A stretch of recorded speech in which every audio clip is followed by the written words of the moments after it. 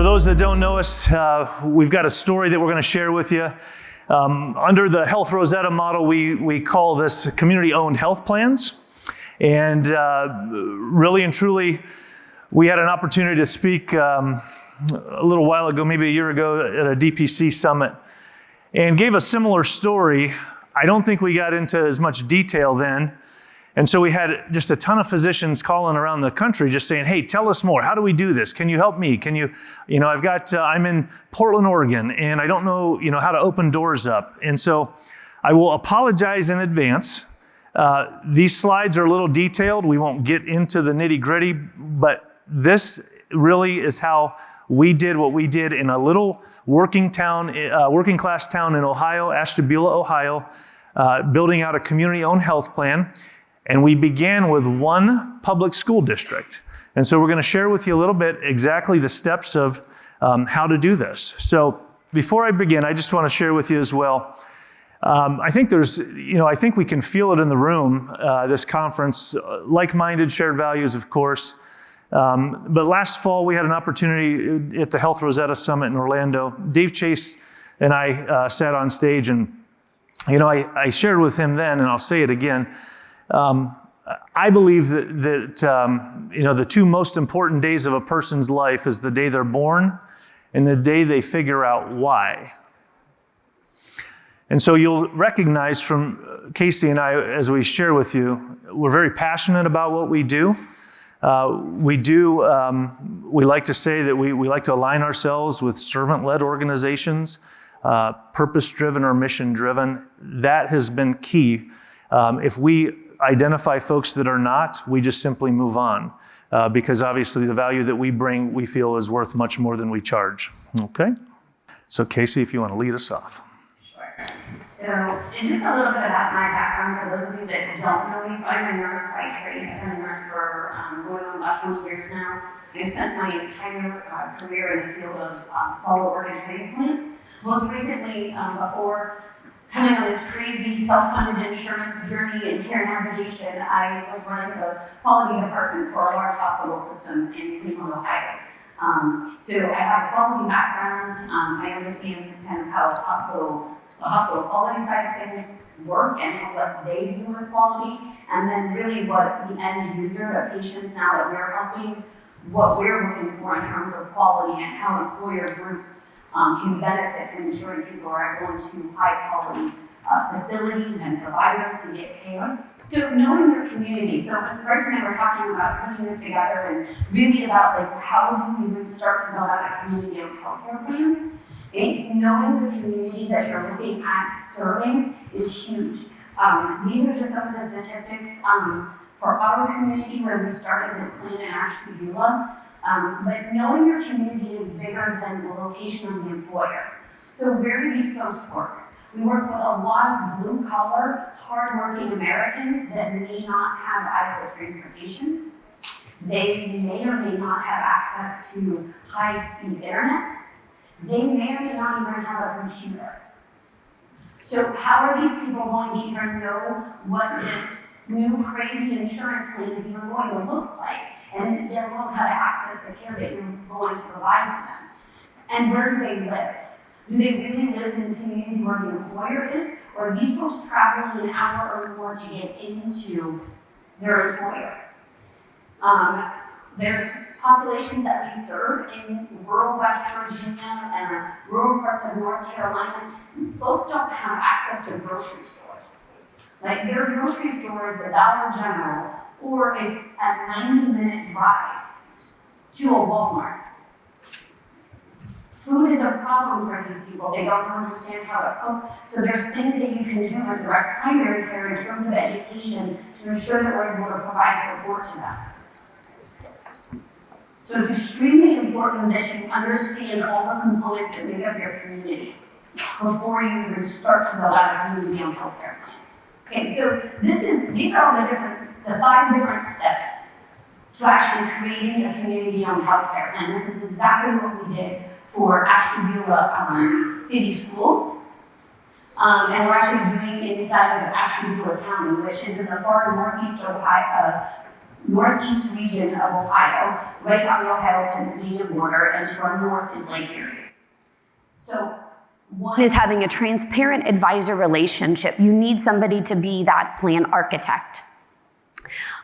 Nurse advocacy, you're going to need somebody to help educate members on the plan that they know, like, and trust and are able to build a relationship with, that they are going to use that person as a resource to help guide their healthcare journey.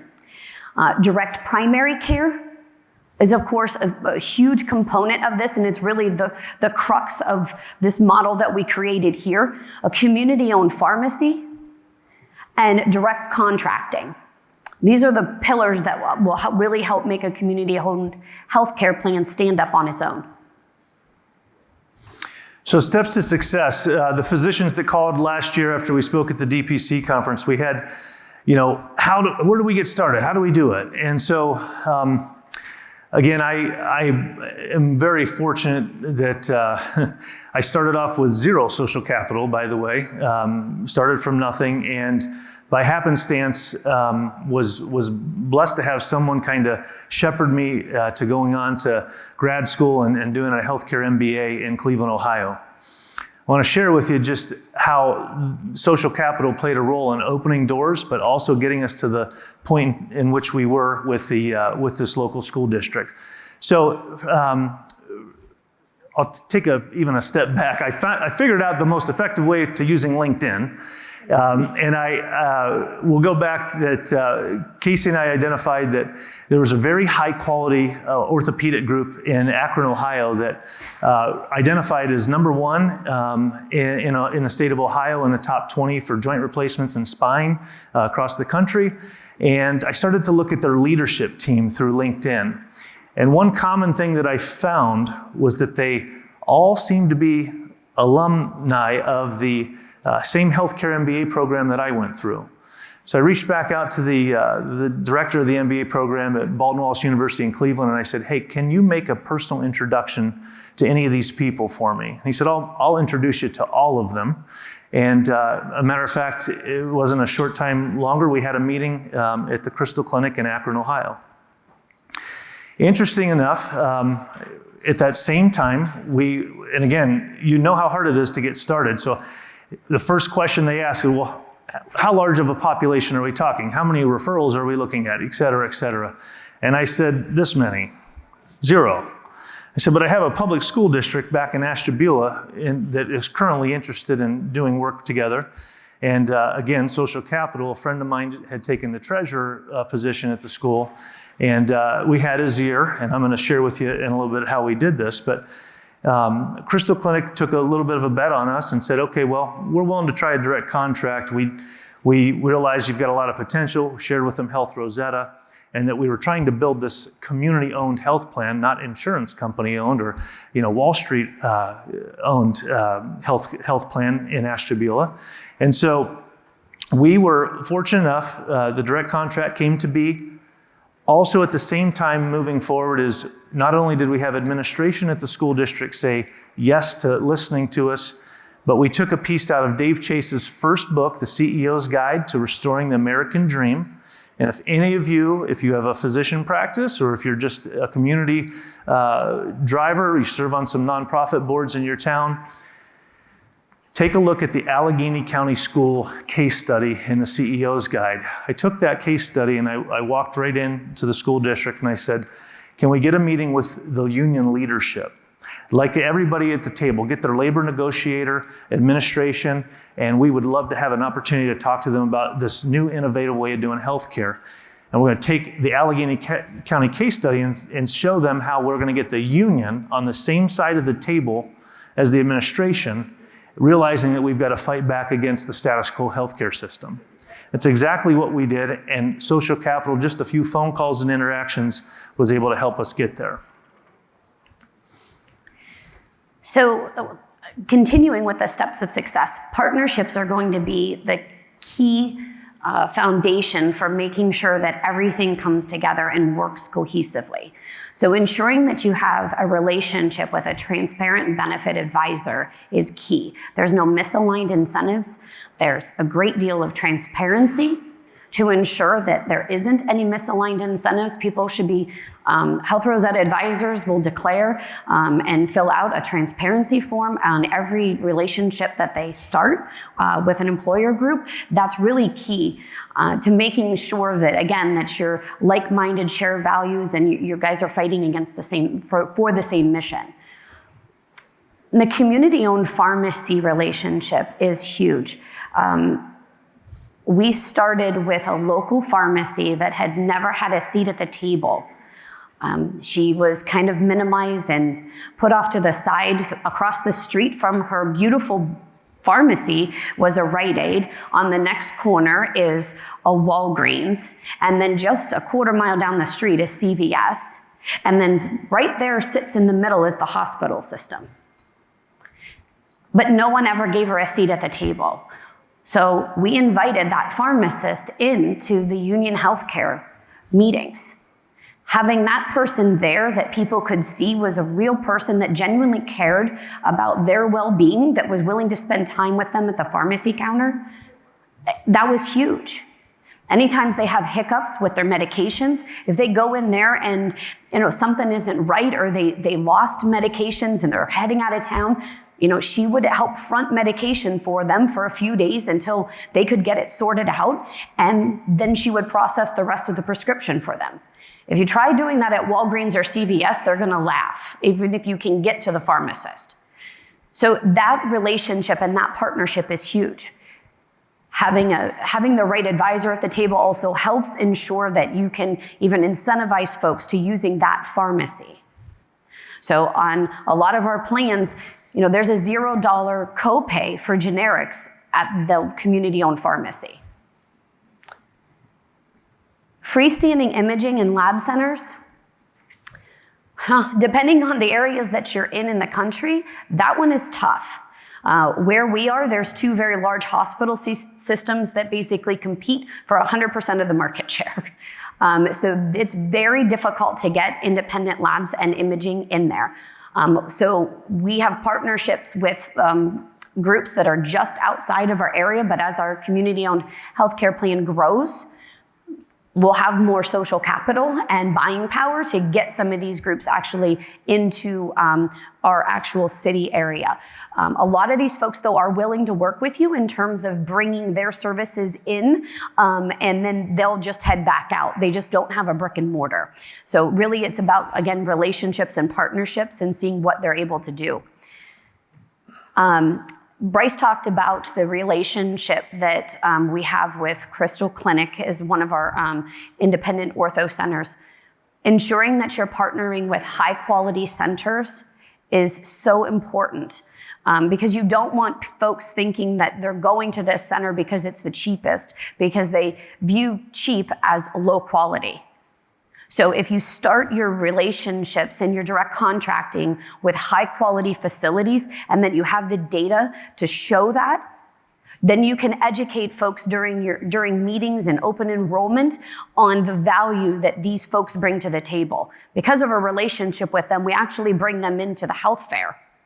They bring they bring some of their docs, their nurses, some people from their C-suite, and they set up a nice table to educate people on their services.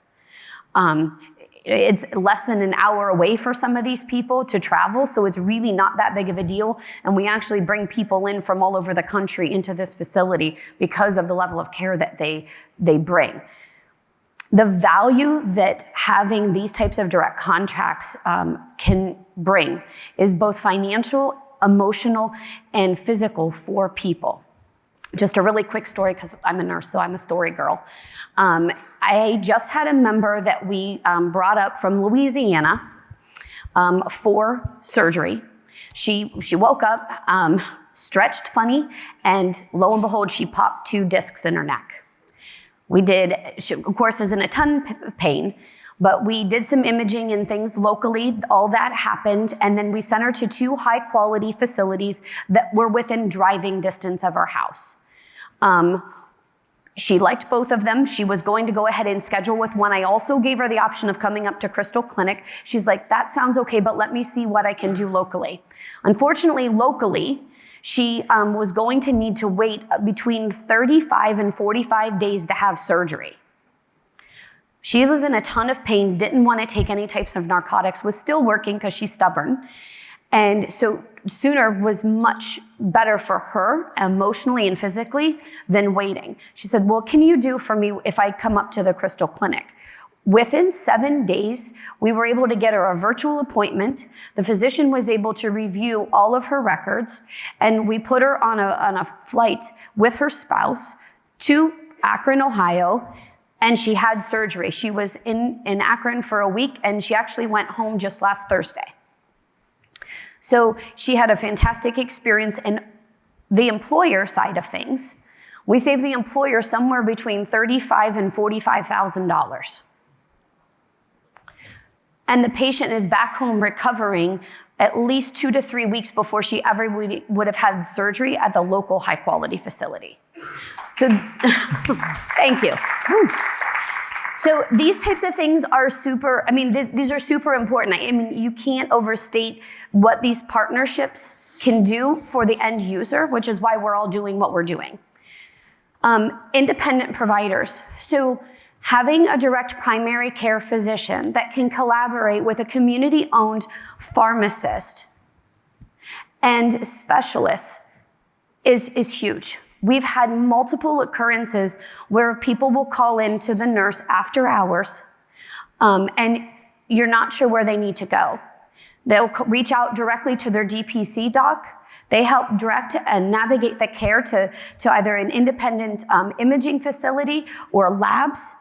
Or unfortunately, at times, it might be chest pain. People just don't know what to do and they get afraid and they just need reassurance. And they're able to help direct and facilitate that care. As one of the previous speakers mentioned, just having that personal relationship with someone is huge. Some of these people that are seeing DPC docs haven't seen a doctor in 20 years. They're healthy, though. They'll tell you how healthy they are because they haven't been to the doctor in 20 years. Well, you're not. You just can't see the train coming. So it's really important that you're able to build that relationship with folks. So now you have all these players and all these pieces and parts and how you're going to build this plan. So now what do you need to make sure that you're building the right plan? So you need data. You need claims level data to kind of help guide your decision-making process on what vendor partners you might need, on what services you might need, on how to educate people during enrollment meetings. We call them change management meetings. But you really need to know the population, going back to that community that you're going to serve. Predictive modeling. Who is going to be your biggest spenders? Who's really going to need your help and your guidance to keep the employer running the way that they want to run and to make your plan successful? Having the people that are able to look at that data and digest it and then build relationships with these folks that maybe have only had a relationship with the major hospital system. For those of you that don't know, Ashtabulary County is 1 hour east of Cleveland. There are 3 major hospital systems in Cleveland that are all vying for these people, and they would love to keep them in their system and for them to never ever leave. So knowing how you're going to manage these disease states within your plan and bringing these vendor partners in that are independent is huge. Having an independent third-party administrator. You need somebody that you're going to be able to work with collaboratively to be able to help these crazy one-off scenarios. The TPA that we work with, has spent a ridiculous amount of time trying to help us source CPAP machines.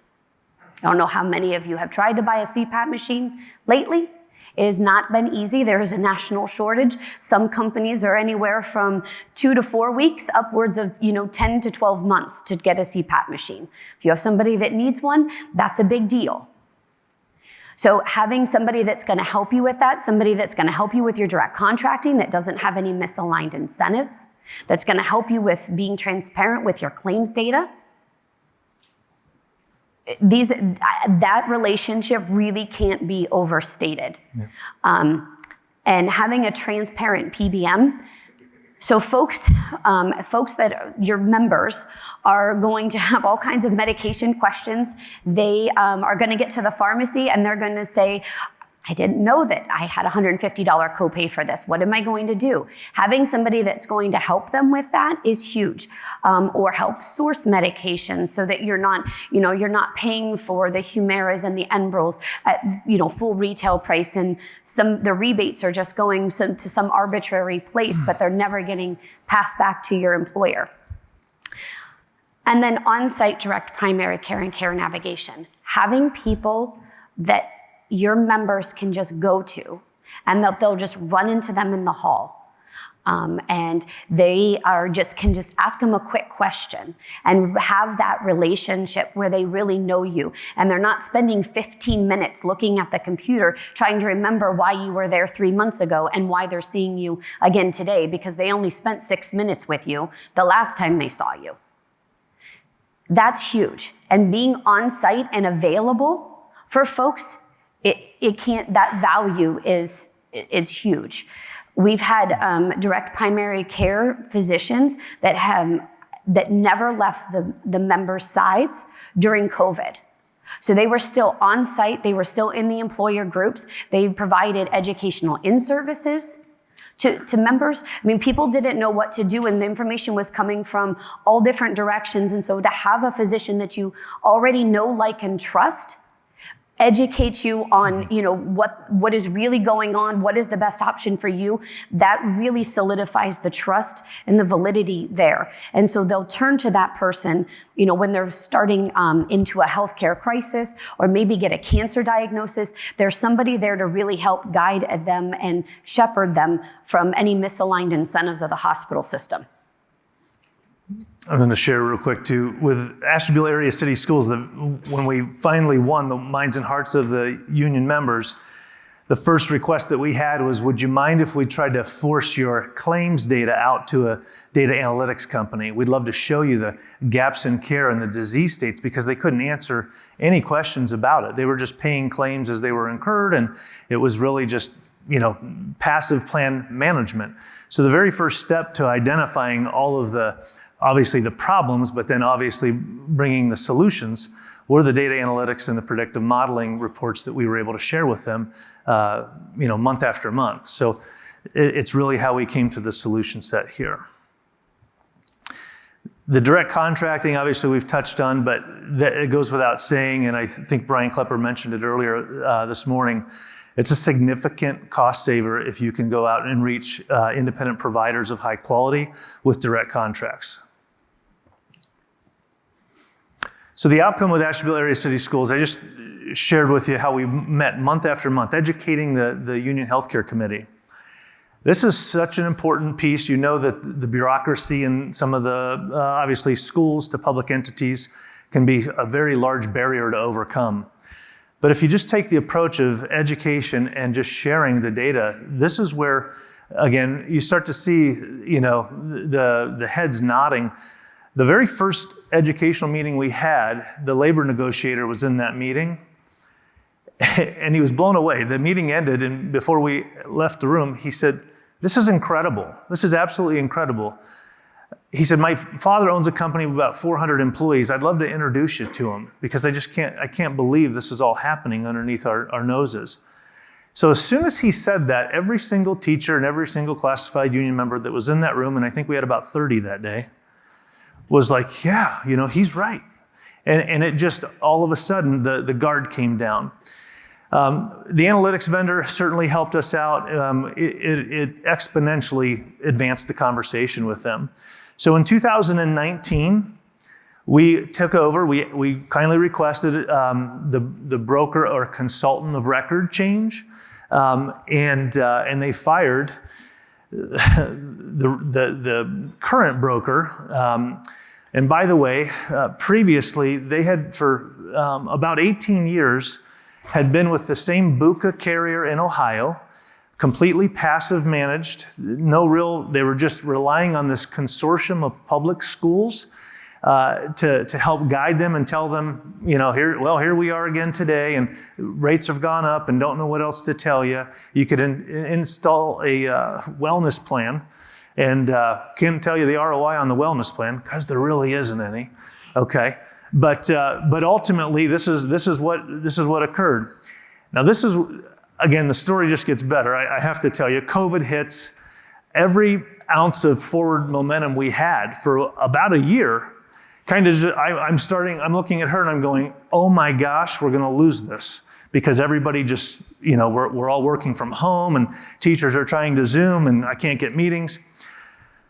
So just before COVID, 1 month before, a matter of fact, I think I was at the HCAA conference in February of 2020, right before we got shut down in March. But we launched direct primary care. Back to social capital real quick. The importance of being in these meetings, not to, oust those that are virtual, thanks for joining us. But the importance of being in these face-to-face conferences like the FMMA, and I've shared with all my Rosetta colleagues, this is one of my absolute favorites because the handshakes, one handshake in this room in the next 24 hours could absolutely change my course and our pathway for what we do. So back to social capital, I attended a HINT summit in San Francisco. Zach, I just want to let you know because you probably didn't know this, but back in 19, and I shook one guy's hand, Dr. Eric Kroll out of Tampa, Florida. We were actually on a tour boat after the HINT summit around Alcatraz, and Eric and myself and my wife and his wife were on this boat, and he's telling me what he does, and I had heard him speak there, and I said, Doc, I've got a physician who I have their ear back in Ashtabulary, Cleveland Clinic. He was just told his patient panel need to be at 3,100 patients. And he had been practicing about 35 years, and he told the Cleveland Clinic, see ya, I'm all done. I'm fed up. And he had left the Cleveland Clinic, and I said, Doc, I didn't know him then. I actually walked right up to him in a restaurant, and I said, I could change your life if you give me 1 hour with you. Went to the HINT summit, did a little bit of research on HINT, elation and spruce. Some of you know what those solutions are. Came back to Ashtabulary, Dr. Eric Kroll, that handshake going around Alcatraz, said, Bryce, I just want to see the movement go forward. Don't worry about paying me. Get me on a Zoom call with Dr. Lambros. I'm gonna help you guys get this thing off the ground and running in a short amount of time. So we launched direct primary care at Ashtabulary area city schools. And by the way, the courageous administration and leadership at city schools, the very first employer to do this in Northeast Ohio, the very first not only to even trust that this thing's going to work. There were a couple national case studies. Some of you have seen the Union County, North Carolina case study, others. But I didn't have any real data that I could say, personally, we've measured this. It's validated, okay?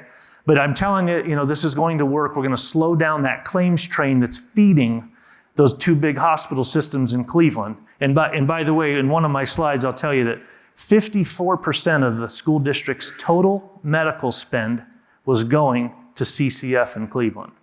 And they're the least healthy population we serve.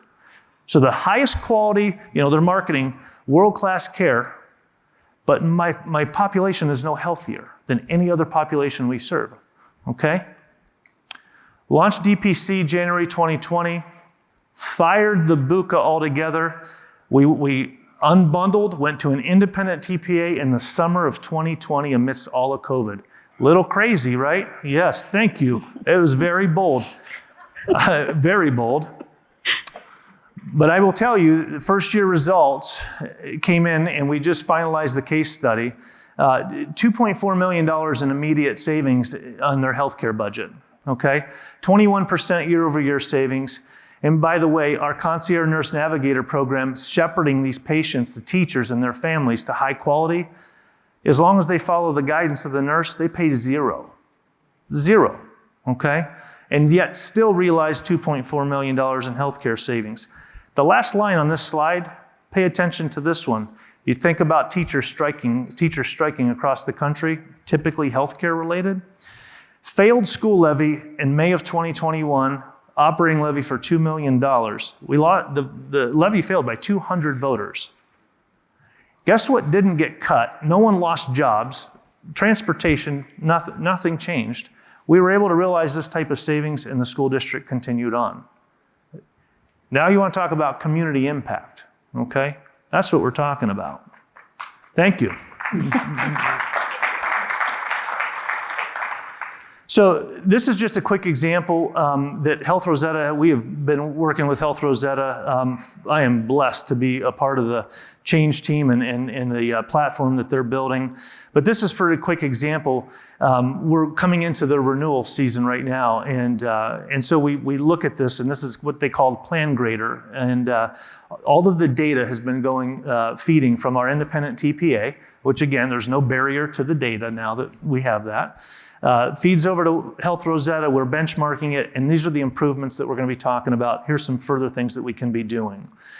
This is, had you seen this Plan Grader prior, probably most things would have been yellow or red. There would have been no green on the screen, okay? So we're really excited to say that we've taken this to a whole nother level and outcome. Now, what does this happen? How does this tie into the community? And I'll just, this is what I'm telling you, one bold, courageous leader to say yes to, okay? Ashtabulary Area City Schools says yes to us, and within 6 months, we take consultant or broker of record for 3 other local employers in our town, larger ones, okay? We fire those BUCA carriers, we move to an independent, self-funded plan with all of these same exact ingredients of the recipe that Casey shared, okay? Launching direct primary care in every one of those businesses as well. On-site, Dr. Lambros coming in and serving those populations, okay? We embedded the independent community pharmacist as well. So again, as Casey said, if you didn't hear it, not only is the community pharmacist a part of the plan, but they work with the direct primary care doctor and the concierge nurse navigator. This is a siloed advanced primary care model, okay? This community pharmacist, by the way, and if she was here with us, she joined us at the DPC conference last year. She said and I said, oh my gosh, I didn't realize it. She said, I remember, the day JFK shot, I remember the day 9/11 happened, and I remember the day that my secretary took the call that said, there's a guy on the phone named Bryce Heinbaugh who says he could change your business and your life. I said, oh my gosh. She was barely able to keep her doors open prior to us coming in, okay? Losing money on filling medications day after day after day. We made sure that the transparent pharmacy benefit manager was aligned with her practice, her business, and we made sure that all of our members and families would pay $0 for generic drugs at her pharmacy, okay? Embedded those same direct contracts with all of these groups, orthopedics, imaging, labs, et cetera, and we watched the healthcare spend of these employers and these families go just like this, and it's still continuing to go just like this. Health outcomes are going up, spend is going down. All of these employers, since the day we did this, we actually continue to be getting either 0% increases. Some of these we're actually seeing decreases year over year, okay? What happened to the working class town in Ashtabula is that the money's not leaving Ashtabula. It's no longer being filtered out to insurance carriers, big pharma, not these large nonprofit hospitals in Wall Street. The money's staying right in our town. 12 months after these outcomes, we're very excited to say we just won the city of Ashtabula as well. And the story to this is wild, by the way. The word is wild. The city manager of Ashtabula, his wife is a teacher employee at Ashtabula Area City Schools, so he's on the health plan, the high-performance health plan of Ashtabula City Schools. He experienced the concierge nurse navigator named Faith Barron, and for their family, absolutely had some incredible results.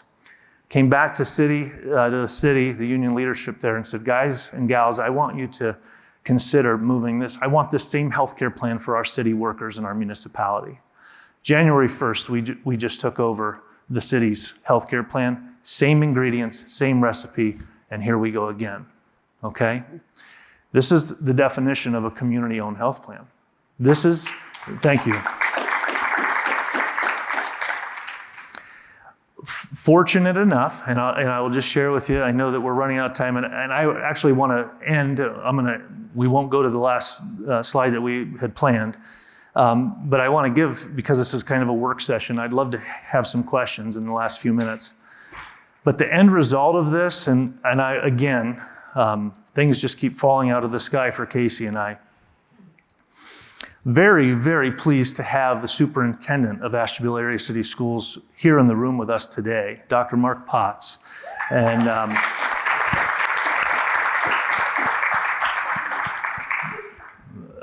Mark is a believer and a believer in us. And I will tell you that a few months ago, if any of you follow Health Rosetta and you were invited, you may have heard a webinar. Dave Chase interviewed Mark and the treasurer of City Schools, ourselves as well. We did a quick little webinar on Ashtabulary City Schools. About a month after that call, Mark reached out to me and said, Bryce, off the wall. Matter of fact, you and I were getting ready to take stage at the Health Rosetta Summit in Orlando. And I see Mark Potts' cell phone calling. I'm like, oh boy, do I take this now? I'm a little nervous before I go on stage, but hey Mark, he said, Bryce, want to ask you a question. He said, what would you think if I came to work on your team to replicate this in every public school district in Ohio or wherever you serve? And I,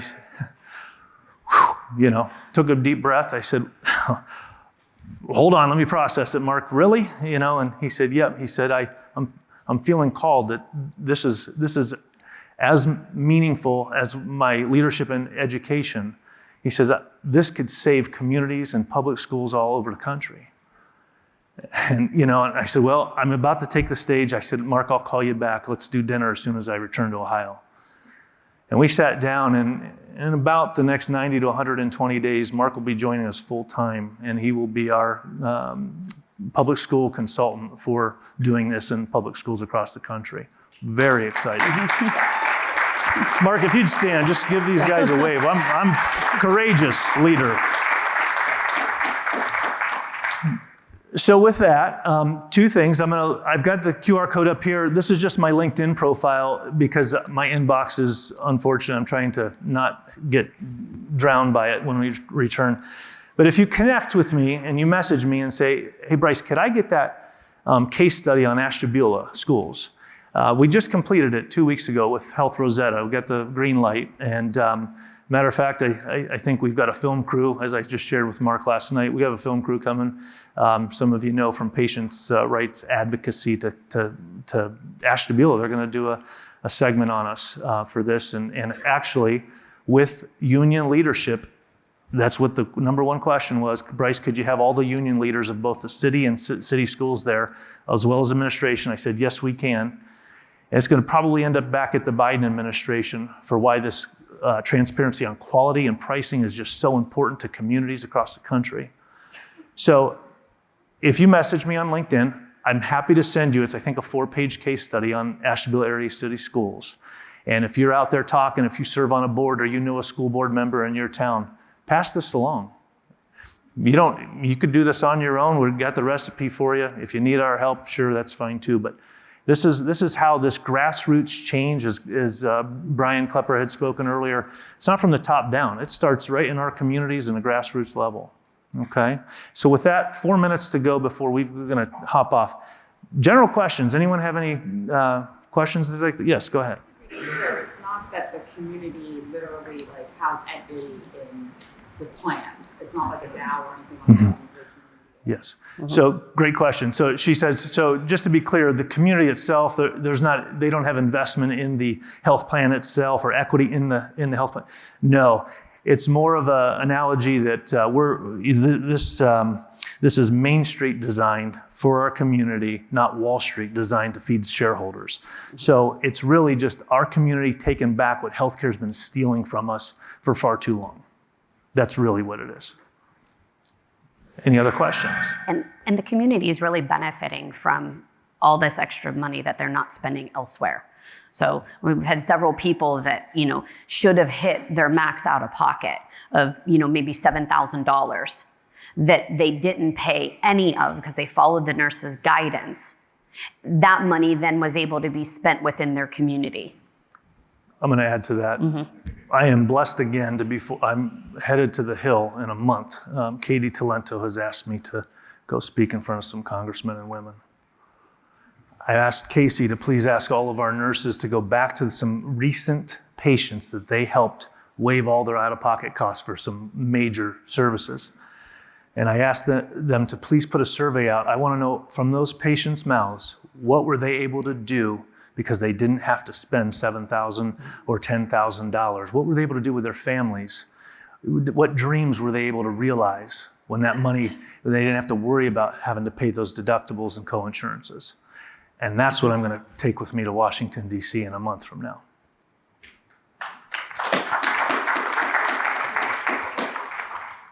Yes. 2 minutes. Lynn Ann's got a microphone. Yep. Hey, and Casey, thank you for bringing up the huge issue of social determinants. And I think a lot of practices and operations like the school district around the country have a hard time stitching together the links to community organizations, to WISE, to other people that are out there doing great work. Can you go into a little bit more depth about how you made those community relationships work? So community relationships like the pharmacy or like the social determinant, like the... Or the social services and you know, whether it was the state or the local public health authorities. I mean, that's so critical to, you know, providing these benefits. So.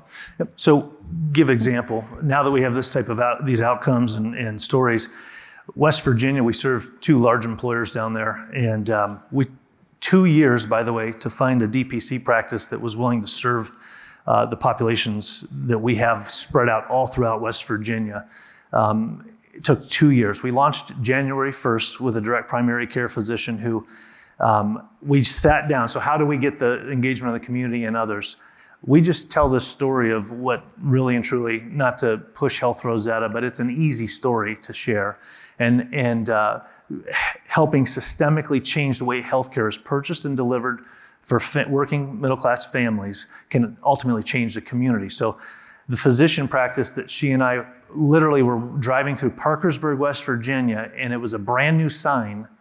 And we pulled right into the parking lot, and my one-liner went to the front desk. I said, "Is the doctor in? Let him know there's 2 people out here that could change his life in this practice." Because he was just doing like a concierge men's health thing. We sat down in the lobby and shared the story.